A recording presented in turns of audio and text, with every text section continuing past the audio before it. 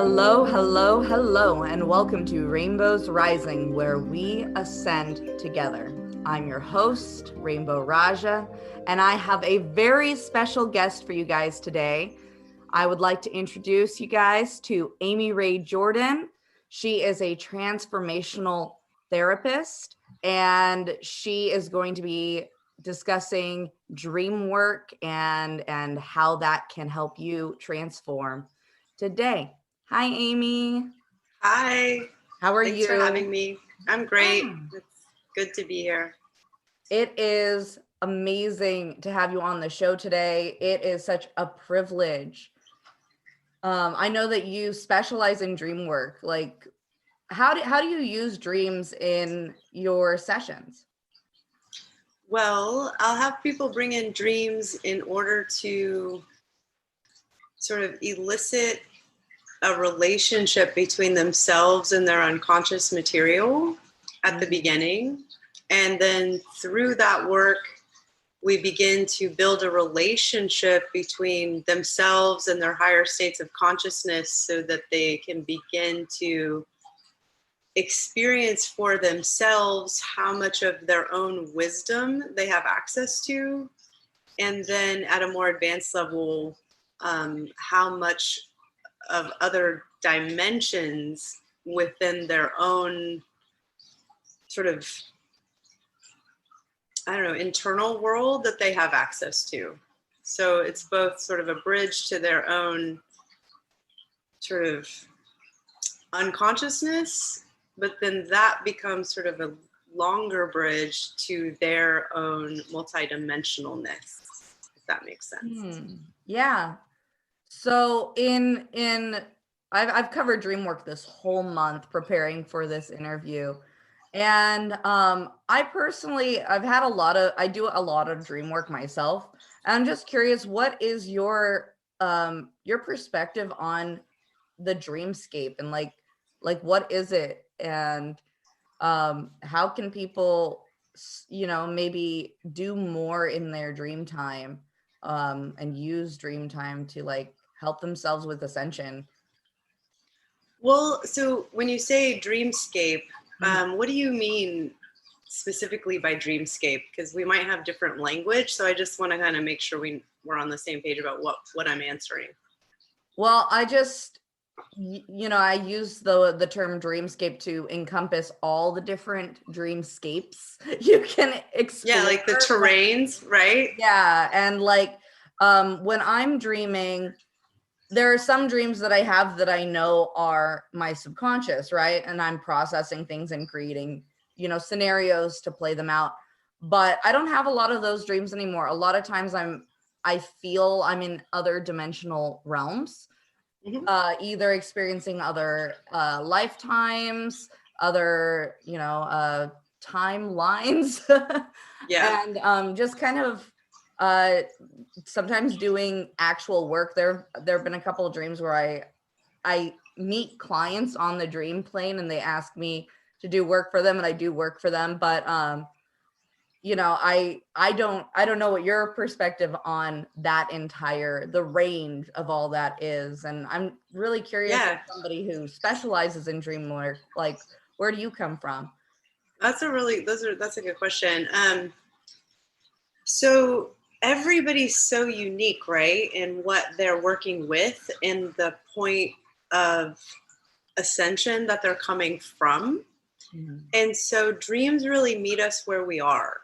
And we get to use whatever terrain and whatever dreamscape we are in to work with that which is up for us personally. Mm-hmm. And then there are, sort of general dreamscape scenarios or dimensional states of consciousness that we all have access to. It's just depending on where we are, right? And what's that next thing that we're needing to work through and work with in order to sort of level up to the next level. And that changes for all of us all the time. And so what I find is that there are different dimensional states of consciousness or different states in which we find ourselves at different times, and usually they come in kind of a grouping, where, you know, there'll be a cyclical, you know, maybe for 6 months or 3 months, I'll have some just like basic dreams that don't feel that interesting. And then when I'm going through a growth period, at sort of an archetypal level, then those dreams will become much more lucid and profound and have more depth, or feel like I'm entering other dimensional realms. And I'll have more waking consciousness in those dimensional realms and be more interactive with them versus sort of having the dream happen to me. And those are the ones I track. And they're very clear in terms of, oh, this was not an ordinary dream, so to speak. I don't, you know, ordinary is sort of a term that is just used to sort of describe, it's not really dealing with just sort of unconscious compost, you know, where you're just composting the day to day. This is something that is meant for my soul. Yeah. It feels different, right? They all have different feelings to them. And so dreamscapes in that way become really important, in that they are sort of like walking into a different world, and that world is populated by symbology and metaphor that often runs deeper than what meets the eye. And so like when you wake up and you're thinking about that dream, you might think, oh, that doesn't make any sense. But if you start to think about it from a more depth and multidimensional level, it starts to kind of unpack itself. And so it's up to each dreamer to kind of take a catalog of these dreamscapes. And I like to encourage people to take notes, and just bullet point notes, because usually dreams come in impressional form. And so you don't have to necessarily write the entire dream down, although that's good. But a lot of times we kind of lose the ability to do that over time. And so we're in a hurry or whatever. And so if you can just bullet point the dream, including, you know, this is what the house looked like, and this is, you know, this is what the environment around me looked like, and this is what I felt like, and these were some of the things that happened, or this creature showed up, or whatever. You begin to build your own catalog of the different worlds that you personally visit and that are being built for you by your higher consciousness for you to interact with. And they're different for every person. And so it's kind of important that you build this relationship to your own dreamscapes, so that you build an understanding of the language of dreams. And these symbols and images and experiences are kind of like your own personal language, intra-realm language. And it can't be dictated for you, although dream dictionaries and things like that help, and certainly sort of stimulate ideas about the connections.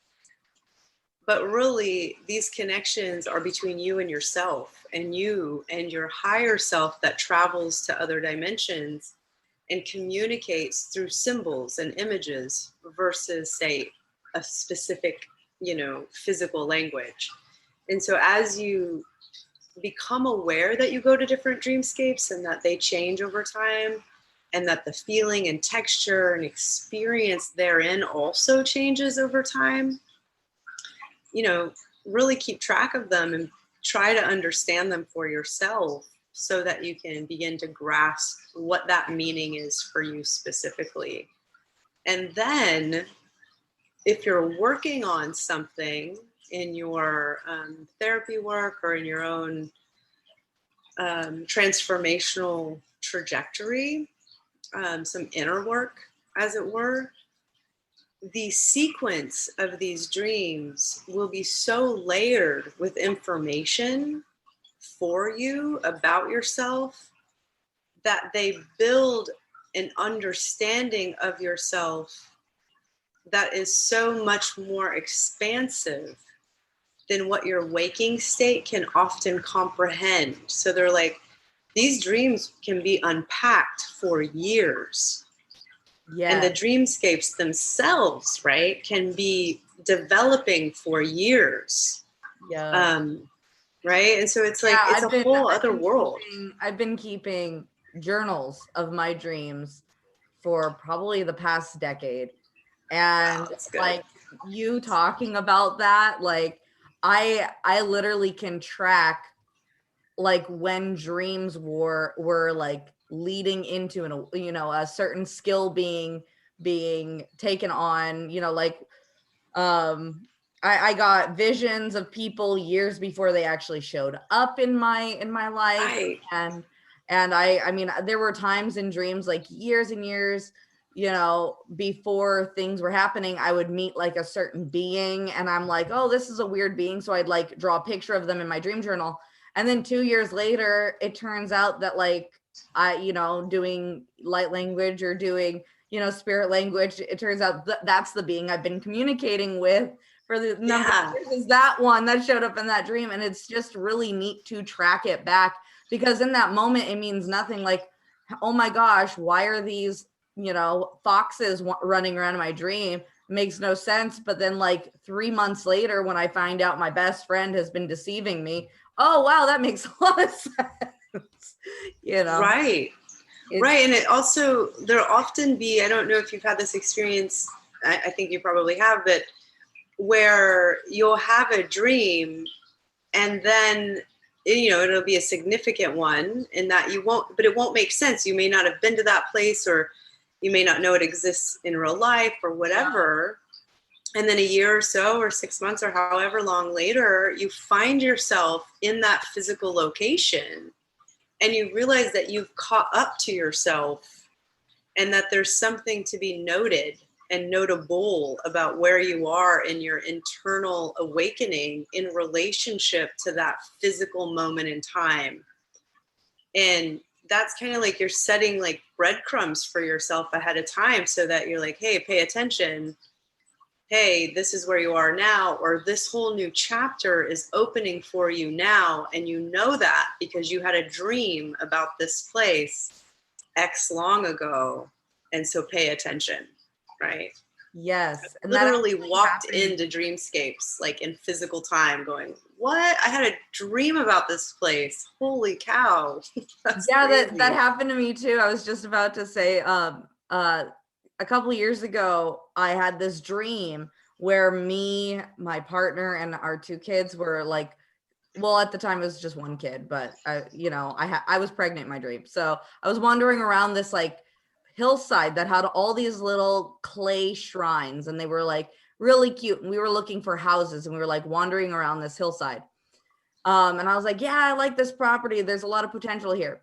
And it just felt really magical in the dream. And about 6 months later, my boyfriend surprised me with a trip to Hawaii.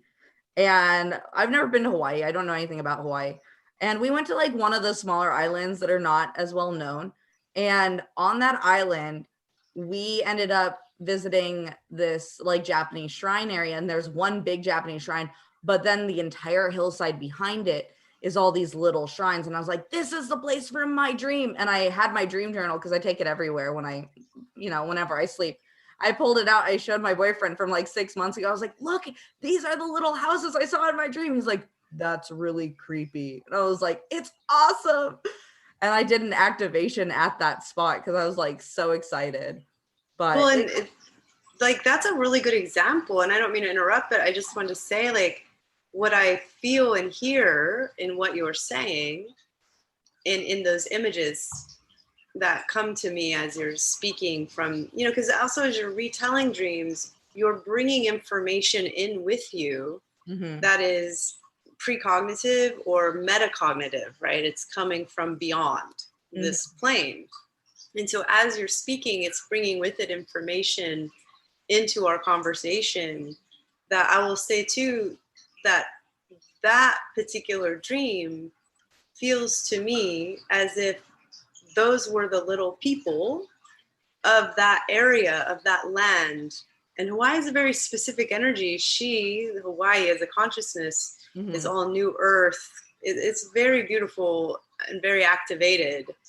And so the little people, the little beings, the consciousnesses and the spirit beings that live at the ground level and build little bridges up, they're speaking to you, calling you home in a way, asking for your involvement also at that place. And so when you get there, they're celebrating your arrival by making you aware of that intimate connection that you're going to have with them at that time. And so it brings into you also a sense of celebration and a sense of joy. And had you not had that dream ahead of time, you wouldn't have come into contact with the specialness of that. And so they also get a lot out of your activation, right? Just by your awareness of their presence and your connection to that land in that moment. It becomes sort of a forward ceremony and celebration, if you will, that you get to experience because you had that dream. Wow, I'd never thought of it that way, but yeah, makes so much sense, because like it really did feel like the island was calling out to me. There were multiple parts of the first dream I had besides this hillside. There was also a volcano, and there was like a guy in my dream that at the time I didn't know if it was like a good person or a bad person, and I just kind of was like, I'm just gonna consider this a neutral person. I didn't know the guy. And yeah, so I mean, like it would make sense that there was some spirit calling me to the island. It was a really beautiful experience. And even to this day, my boyfriend and I talk about, like, we want to retire there. That's such a beautiful place. It was so magical. I felt so many fairy spirits there. Well, and the fairies are sort of, I want to use the word offshoot because I don't want to be in that way with them, but they're related, right, to the little people. There's a relationship between fairies and the little people. And, you know, there's a lot of fairies in that way. And I forgot about your connection to fairies, but that makes a lot of sense. Yeah. I consider all fae bloodline beings kind of relatives. Exactly. Yeah, I mean, there's so many. There's like trolls and dwarves and the sea, and like there's just so many. It would be really hard to be able to section them off. It would take forever to be like, yes, and there's this many of this.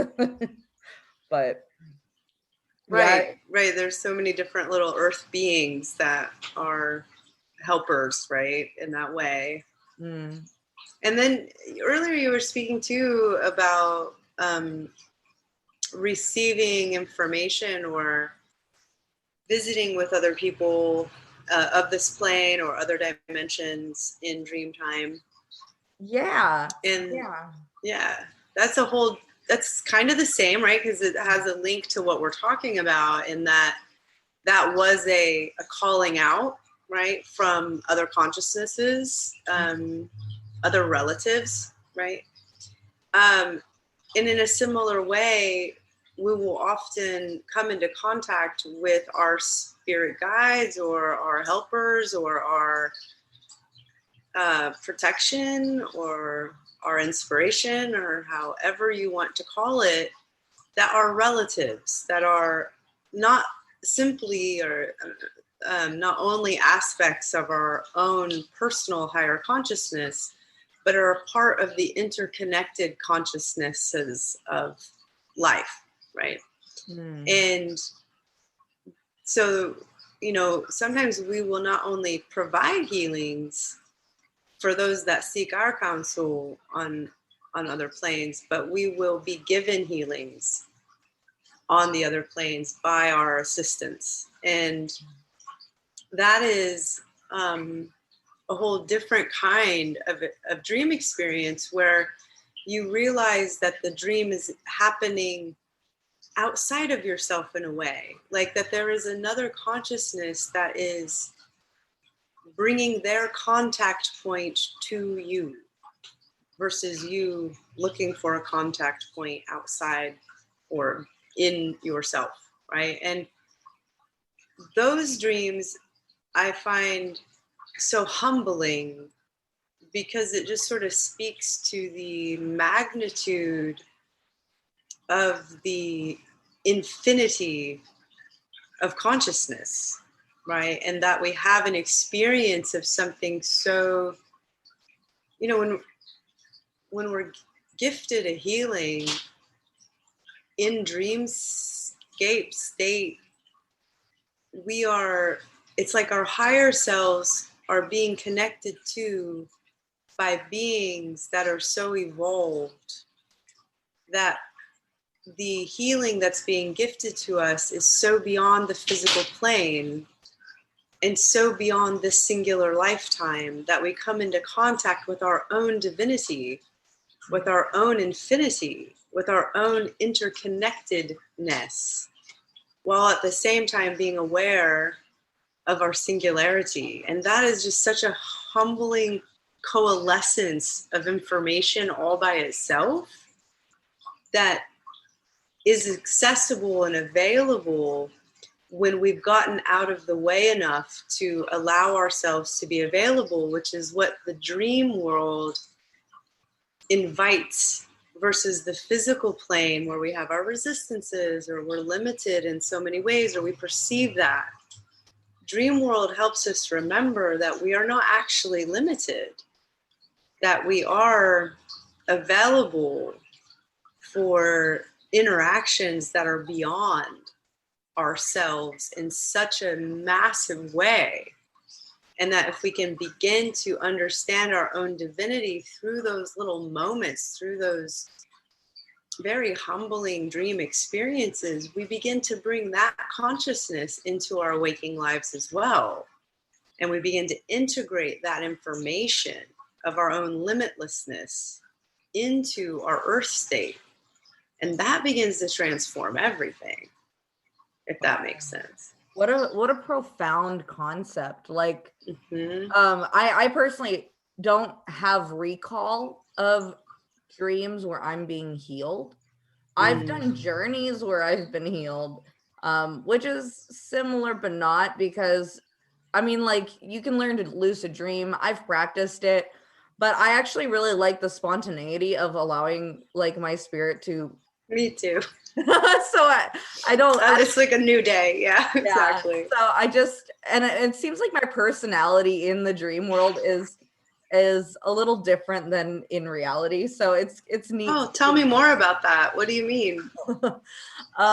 So like I'm pretty reserved here in this reality. Like I'm still loud, and like I have, good sense of humor, but in the dream world I'm a lot more like, I'm always fighting. I'm always kind of like gung-ho about like, oh, there's something really creepy over here, let's go do this. It's like I'm just so ambitious to explore. And I remember I actually talked about this last week. I covered nightmares and what that really is. Like I consider anyone who fights back against their nightmares nighttime or nightmare warriors. And I remember after doing dream work for a client that I did a virtual session. This was a long time ago. I think I actually talked about it to you at one point, where I did a session on this gal, and we found out there was, something interacting with her dreams, and I like took it out. And then that night I was in a really unknown dreamscape. In the dreamscape, it was nighttime. There was a bunch of triggers, like a man feeding a griffin a bunch of kittens. Griffins are one of my totems from my childhood. Kittens are like my favorite thing in the whole wide world. And then I was like, I'm not a fan of this. And I like tried to like, sometimes if you walk in a dream, you can exit the dream. So I like started walking away from that scene, and it just turned out that like where you would normally like exit the dream, it almost like flipped, and there was a car, and I just knew to open the trunk of the car, and there was her spirit animal was like killed in the trunk, right? And I was like really mad. And I turned to the sky in the dream and I said, you're not welcome here. This is my world. You can't be in here. Right. I like yelled at the sky. I had some other specific thing to say. I just knew I was not in control of this space. And I was pissed off because they were messing with me. And the spirit came through me. And I don't know how to describe it because it was literally, I was standing in the dream and the next minute it felt like it came through the top of my head and out through my face because I saw its face. And I woke up screaming, and I've never woken up screaming before, but my cat Q was sitting on my head at the top of my head. And I was like shaking when I woke up, and I went and did a whole bunch of cleansing and stuff. But yeah, I don't know where I was going with that. I totally got lost in the recall. I'm so sorry. What were you No, it's totally fine. I mean, we're just, talking about the ways in which we experience different sorts of dreams, and this idea of, nightmares versus what you're talking about is distinct, right? Mm-hmm. And there's many different kinds of nightmares, and a lot of nightmares come from our own shadow stuff being asked to be resolved and seen. And so we're like basically antagonizing or terrorizing our own selves through these nightmares. But what you're talking about is more of an interdimensional experience of energetics that you didn't have total control over because it wasn't all yours, right? You were more of a medium and a facilitator for healing, and sort of sounds like being asked also to witness that person had her own path and that you didn't have a lot of jurisdiction over her path, and that her experience was supposed to be what it was, and it wasn't pleasant.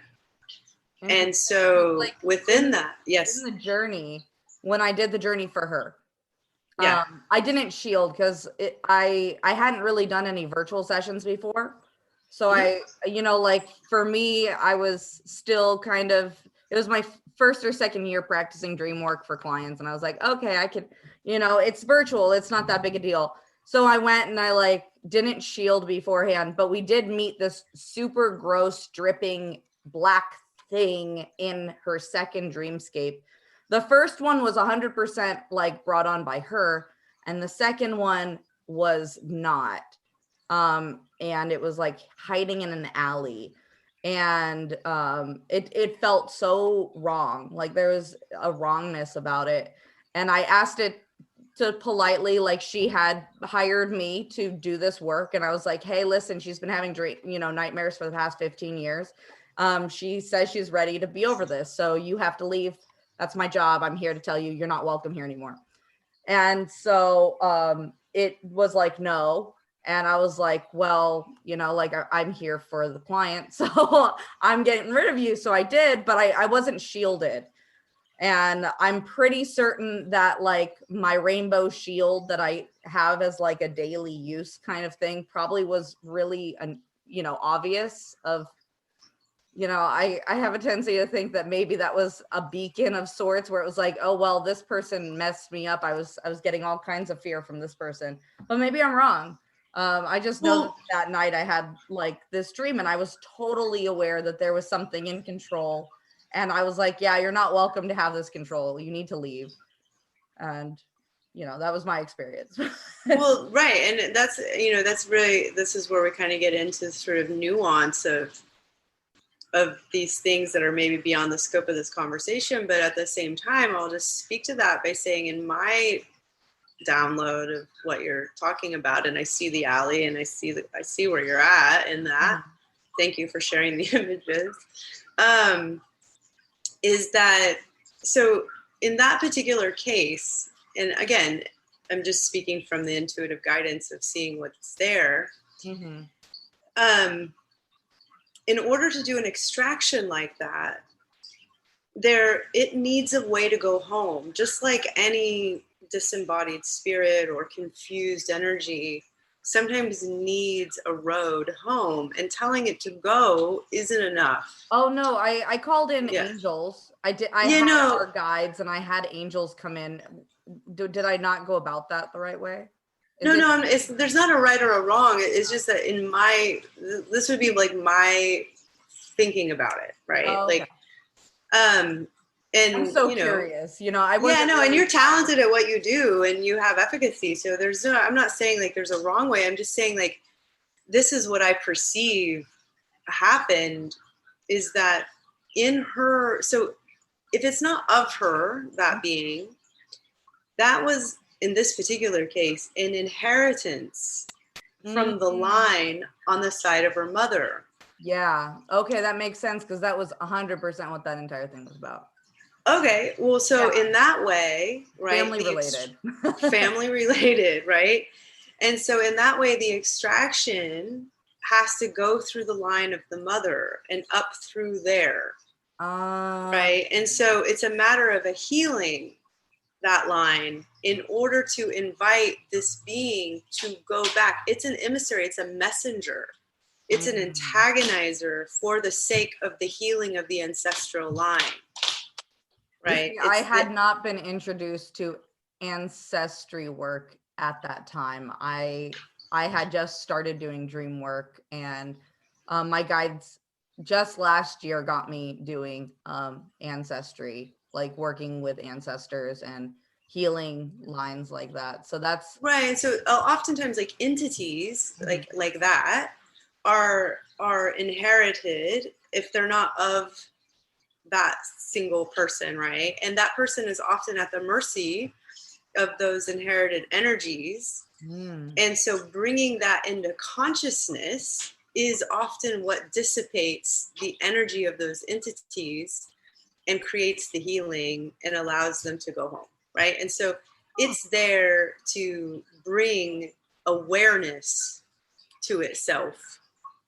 And it can be very destructive, and understandably we would like for that to be gone. And obviously it was killing a part of her spirit, and holding that part of herself in repression, that energy, right? And so your assistance in helping bring awareness and to activate that is still going to be helpful. But because it wasn't yours to put aside before that awareness comes through, it's going to create some reverberation. So there wasn't anything in it that was bad for you. It was just sort of pushing back to say, no, you don't understand. I'm going to show you the power of something that's beyond what your own awareness is carrying. So until you can meet its awareness with your own, you can't help it go home.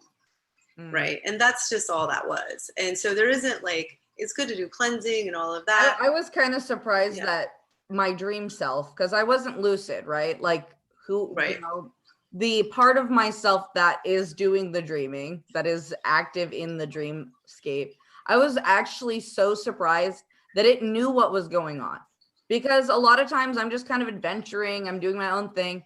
But like, I remember in this dream, I was like, okay, Griffin's eating kittens. No, not cool with this.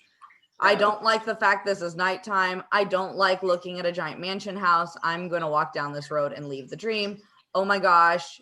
Literally, it was like I walked through the wall and it like repelled me into a different scene, but I was still there, It was like, okay, so something's here, and I remember talking to this guy and like I knew somebody was in control of it. I was like, I'm not cool with this.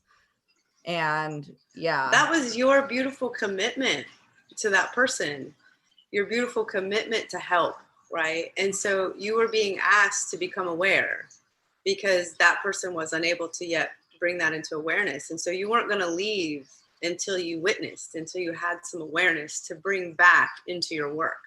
Like that's the gift of your commitment and your loyalty and your ferocity and your desire to be witness, even though part of you wanted to leave. Like your commitment to that awareness was larger than your desire to ease your discomfort, right? And so in so many ways, it's just such a beautiful example of what healers can do, and sometimes even beyond what we think we're capable of or even know what we're doing in those moments. But all of that, because of your heart being in such a great place and in such an aligned place, is only going to produce good things. And so that is your shield, is the alignment of your heart and the alignment of your commitment. And so that is your protection beyond all sort of intentionalized ideas about what we have around that. The only true protection in the upper worlds is your heart alignment. And because your heart alignment is in the right place, you'll always be protected in those realms. That is never to be disputed. Well, that's good to know, because I can tell you waking up screaming, seeing some creepy yeah, on the inside of your eyelids. I was like, I'm gonna have to go see an exorcist. It was, but back. Yeah, it was a very active entity. Oh, it was. It was. Yeah, and that's the, you know, especially when, you know, it's just like what you're saying, like when you're seeing other people's stuff too, because it's not related to you, it's also even more scary, because you're just like, what does that even mean? Like, but what we're not contextualized in is their own DNA. And in their DNA, that stuff is going to make a lot more sense, right? But because we're witnessing theirs, it doesn't even feel related to us. So it feels extra other and extra scary. Interesting. So, you know, circling back around to dreams and dreams as a whole, so that we can start helping those listeners out there wanting to like start to do the dream work we're talking about, right? Right. So like, what is there any practices or anything that you would recommend, or anything you can do to help them have a deeper dreaming experience, or a more conscious dreaming experience, an awakened dreaming experience? That's a good question.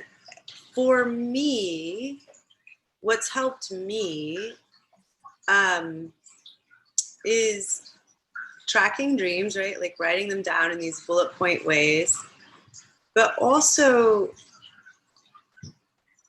saying them out loud to someone really helps also, right? So talking about them out loud often fills in. So it's like, for instance, if I'm telling you, or, you know, we were just talking about that dream, right? Or I'm telling you about a dream.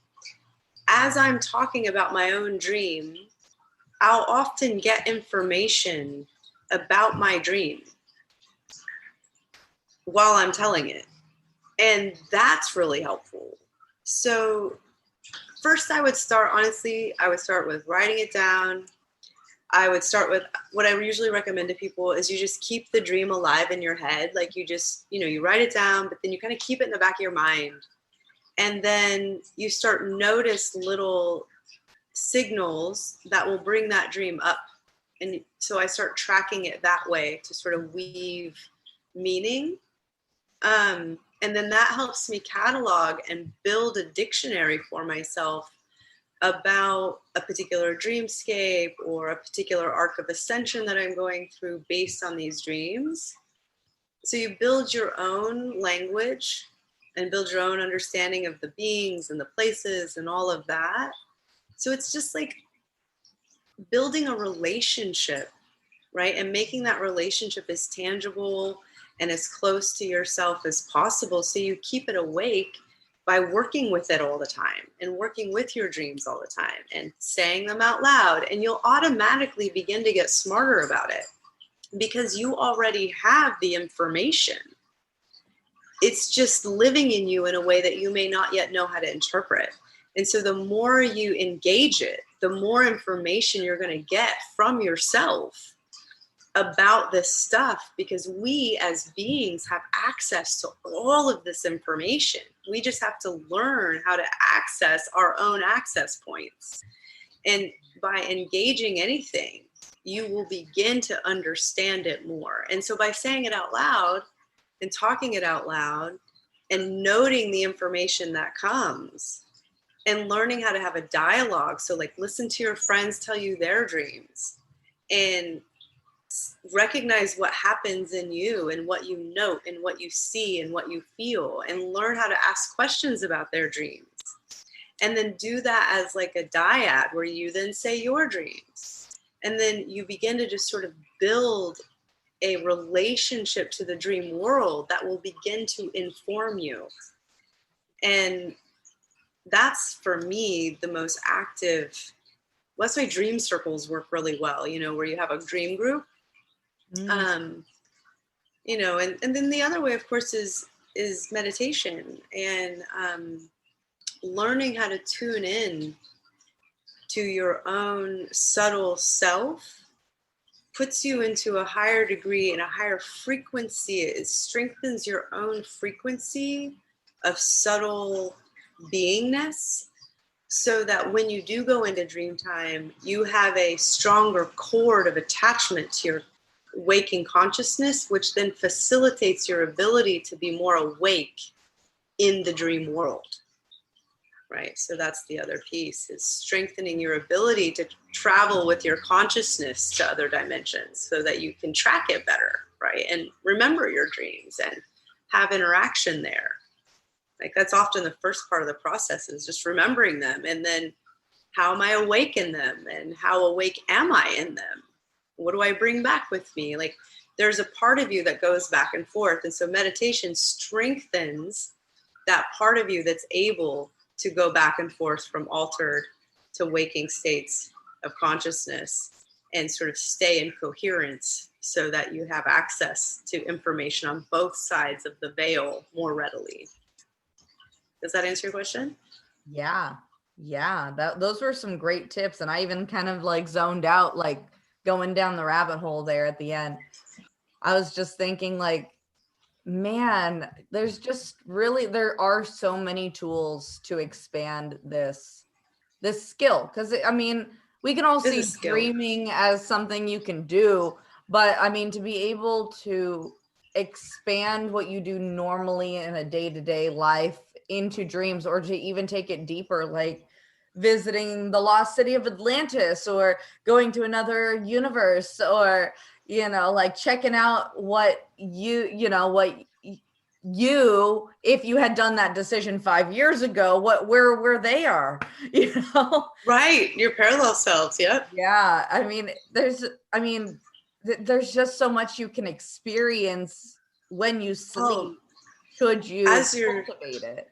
As you're talking, you know, I'm just remembering this, and I know you've had these experiences too, but like going to other times, like places that you know existed in history on this planet or on other planets, and going there and having an experience of these beautiful and magical civilizations and landscapes and places, right? Like places in time where those places no longer exist, but exist in our core of home, like a soul home, even on this planet from other lifetimes or other times that we've experienced it.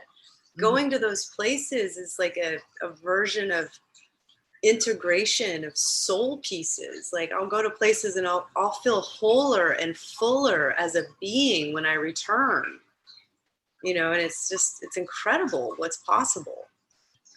Yeah. I mean, on that, I actually, when you were talking about that, I remembered one dream I had a couple years ago. It was a really crazy dream, like really, really crazy. It started with me and my partner hanging out on this hilltop. We were just watching the sunset, and there were these hikers, and they came up and they're like, "Hey, are you going to be doing the safari?" And I was like, what are you talking about? And they're like, "Oh, there's this really cool virtual safari where you can kind of like hunt down dinosaurs." And I was like, that sounds really cool.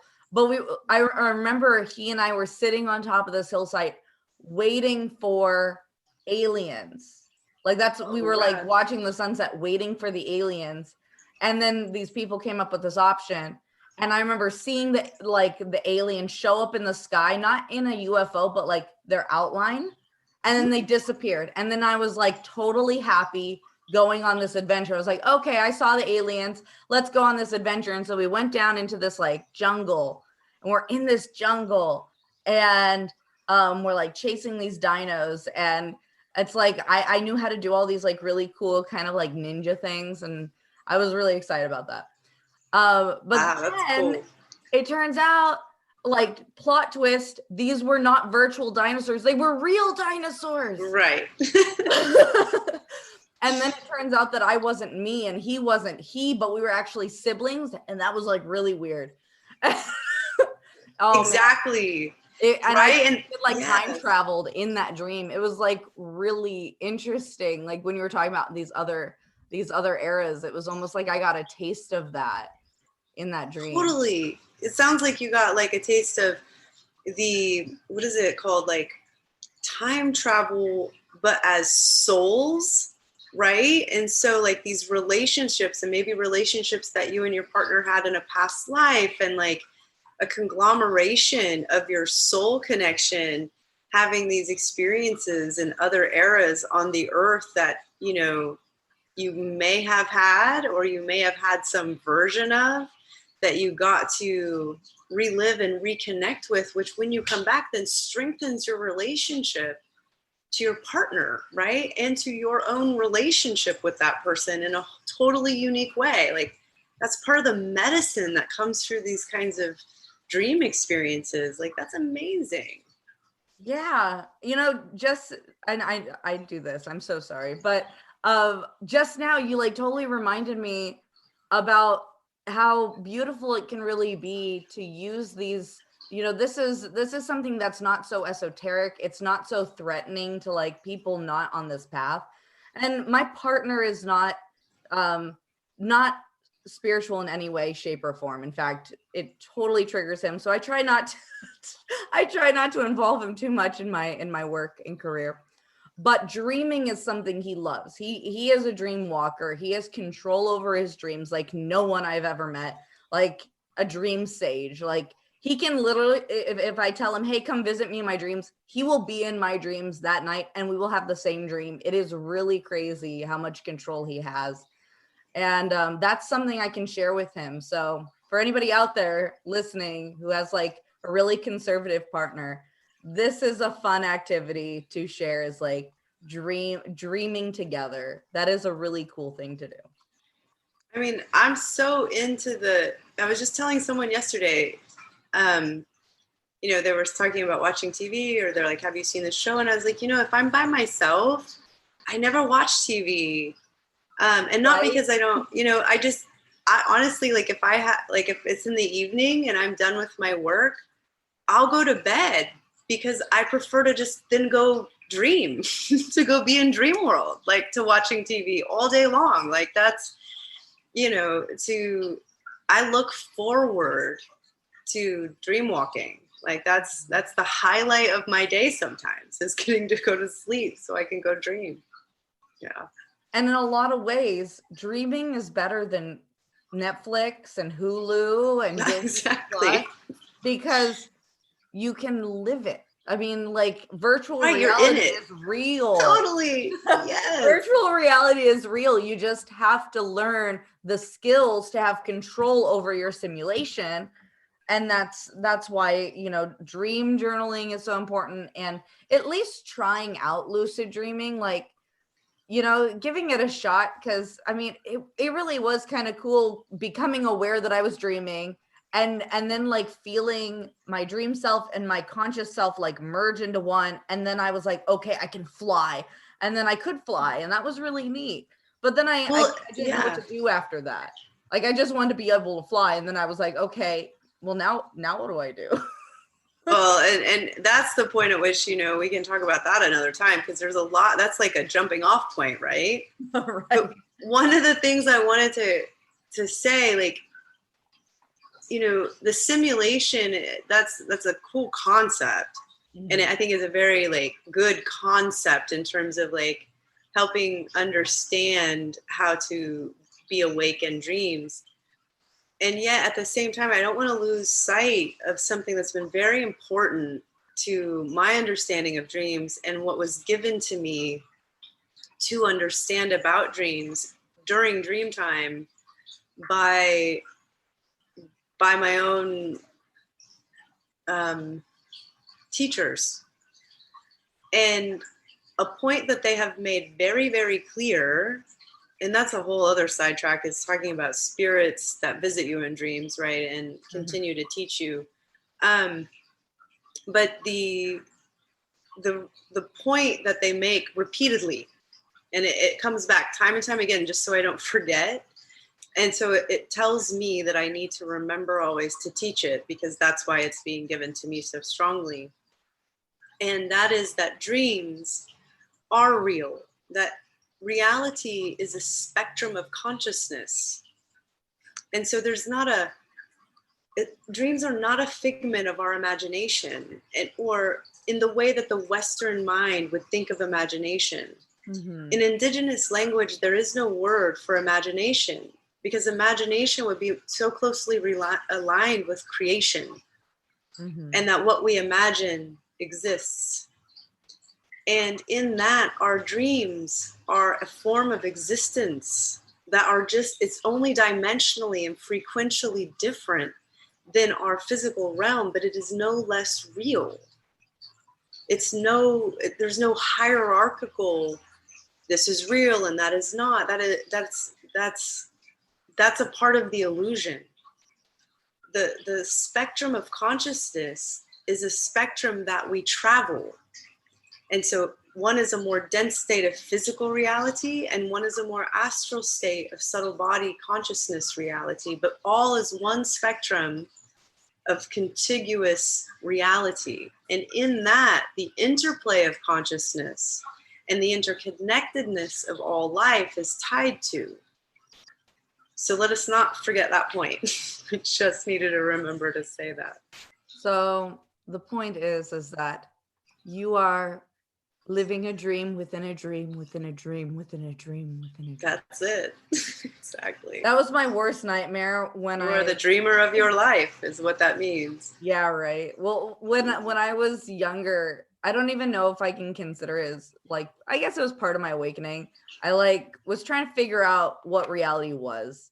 And I had this concept that that I was a dream. I was in the dream of someone else. And that when I die, that I'll be waking up with that person, like that I am in a fragment of that person when they wake up. That was like it was like a concept I carried for a really long time, that like we all are just fragments of somebody's dream. I don't know why. I don't know why that was such a big thing, but I just now when you were saying, I was like, yeah, a dream within a dream. That's totally, and it's all real. And like, it really is when we do things in our dreams, it always comes to affect the present day, whether you like it or not. Like, you have a good dream, you wake up on the right side of the bed. You have a bad dream, you wake up on the wrong side of the bed. And even in that simpleness of that, I mean, it goes deeper. Like, I get animals that come in my dreams and they are sending me messages, and for weeks that message will come up. Like a month ago, I had a dream with a bunch of blue-footed boobies. They were like, and I like went and I like gathered, I grabbed one of their eggs because I was really hungry. I was on a deserted island. I grabbed one of their eggs and I like ate it, and they all started attacking me. And I was like, I'm so sorry. I don't know why I did that. That was horrible. I'm a horrible person. And then they were like so mean. They weren't like, they're chasing me around. So I picked up more of their eggs and I was throwing it at them. I don't know why. Like, it wasn't me. It was, like I said, my dream self is a lot less conservative than me. Like, I would have never done that in reality. But right. Yeah, but I mean, I've been thinking, I just thought last night of that when my boyfriend and I were watching this video on these like crabs, and these giant coconut crabs, which are terrifying, by the way, horrible, terrifying. There's a whole theory that the coconut crabs ate Amelia Earhart, but these coconut crabs are huge. They're like really big. And they ate like a red-footed booby. And watching that video, I remembered that dream. I was like, oh my gosh, that's right, that weird dream with a bunch of blue-footed boobies on a deserted island. Wow. I don't know why I like shared all that. Well, no, it's just fascinating, right? Because in the same way, like, you're on a deserted island. I mean, first of all, like, where did that come from, right? And then you've got this like blue-footed booby situation. Like, where in your waking life are you drawing from that? Nowhere. And then you're eating this egg, and then they attack you. And then you watch this documentary later, about like these crabs, like later. All of. I'm sorry. Where the crab is eating the booby. Right. No, so it's like an resolution. Right. It's like it's like your dream turned inside out, and the depth and the, like, you and I could talk about that, and really feel into why and what and how all of that came to be, right? And that's the magic of noting how our dream world interacts with our waking reality, and then we didactically work with that information that feeds it information to us as we're talking about it. And then we come up with this new set of meaning that we wouldn't have had otherwise, maybe, and maybe not. And maybe that meaning comes later, and maybe it never comes. But what we definitely have an awareness of is that there is a continuous spectrum. And a lot of times it's precognitive in our dreams, and that we're going to catch up to it on the physical timeline a little later. And I find that another really fascinating part of often our dreams being such a projection of time. What's that about too? Like, why are we projecting forward in our dreams? I just literally think it's so that we can have these kinds of conversations that are about an awareness that there is no separation and time doesn't actually exist. And these are those little moments where we get to live it, and we get to see it, and we get to appreciate it as a part that we're actually experiencing, right? It's not just a concept. You had that experience. Yeah, it's so tangible. My dreams are, I can feel them so much in my body. Like, even telling them to you, I'm there. I'm in that dream still. I mean, I know that's like probably more me than most people, but I know for me, when I'm telling people about my dreams, I'm back in that moment, in that dream. And I love my dreams, and I always have since I was really young. Even the horrible, scary ones, I retell them and retell them. I keep them alive. And I'm talking like hundreds of dreams I keep alive in journals, in retelling, in my own head. I don't know why or where I picked it up, but I like what comes to mind for me is it feels. There was a book that I mentioned a couple weeks ago on this podcast for Dreamwork. It's called The Kin of Ata Are Waiting for You. The Kin of Ata Are Waiting for You. And it's this take on these native peoples on an island, and their entire world is dreaming into creation for the rest of the world. That's what I'm talking about. And so they exist dreaming your life solely to dream in reality for everyone else, dream in inventions, to dream in, and every single night they dance their dreams or tell their dreams, like do a storytelling, or they dance it or they sing it. That's real. Yes. And I don't know, like, I feel in my heart that this is connecting with like Australian Aboriginal culture. Like, I feel like that was something they did. You can correct me if I'm wrong, but I feel that's something they all do. It's something we all do as medicine people. And that's something that it's Palladian. Okay. Right. There's a line on that. I mean, it's probably other dimensions as well, but there's a very strong Palladian line on that. And it is something that medicine people do. That is an indigenous, deeply sacred, beautiful role in the universe. And often, we're dreaming into creation. We're dreaming into the weave of the universe. It's just, yes, that's all true. And that's a very important and deeply sacred concept. I'm so glad you brought that energy into this conversation. That's truly of the stars. Yep. And I meant to say this a little earlier as you were talking, but I guess it makes more sense now even. When we share our dreams, as you were sharing with me, when you share me your dreams, you share with me, because you're reliving it, you share with me the images. And so I automatically receive, you telecommunicate, or whatever that's called, telepathically communicate, you throw the images. And because of the dream being the origin of these images, they're so deeply rooted in the impression of your experience. And so when you relive it, you throw that to the receiver very easily because it's coming as an impression. So that it doesn't have the same challenge of throwing a telepathic thought, right? Something contrived, because it's coming in the form of a constellated impression. And so you very easily throw it, and I very easily catch it. And in that way, communicating with one another our dreams is also a way to become more aware of telepathic connection with one another, and how we can throw images back and forth, and how sometimes I'll receive information about your images on your behalf. And likewise, if we're telling each other our dreams. And this is also star knowledge. And that I'll end with on that.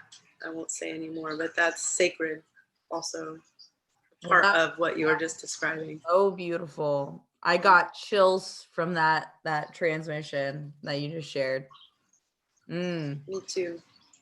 Well, thank you so much for taking part in this dream weaving that we have participated in. My honor. Oh man. What a gooey place to end on. Totally. Yay. That was fun. Right. Thank you so much. Yeah, please. Just I don't know if you're doing anything, if you want to share what you're up to, or share your information with the listeners so they can find you if they want their dreams checked out. Oh, sure. That's a really good idea. You can always contact me through my website at awake.la. That's AWAKE.LA. You can also text me at 626-755-3380. That's my work phone if you don't want to go through the website and request a session. And I am always happy to talk about dreams, for sure. Awesome. Well, I would love to have you on in the future to talk more about, this felt like a really good interaction. I'd love to welcome you back on the show in the future.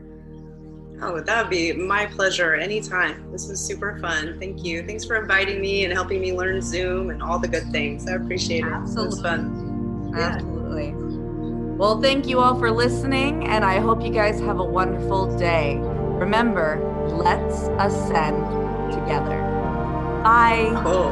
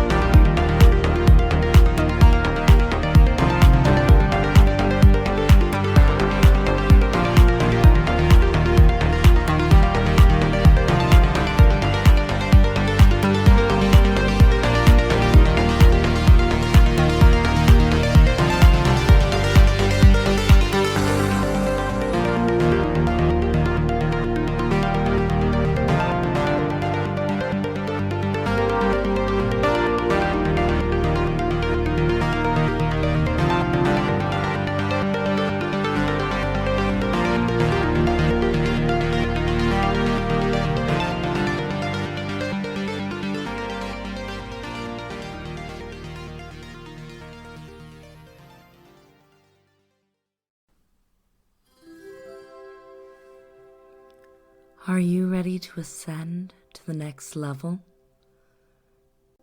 This is Rainbow Raaja, your spirit guide calling. Please be sure to keep all arms and legs inside your vessel at all times. I'm just here to remind you to take some time today. Support Rainbow's Rising podcast. Go. Join the Discord community. Check out the Patreon. Get some stickers, custom tarot cards. Check out the merch. The merch. You know you want to. Go connect with Rainbow Raaja. Maybe even get a session. Who knows? Your support helps make this show possible. And she loves to support you. Help support her too. Once again, this is Rainbow Raaja, your spirit guide, guiding you to your ascension.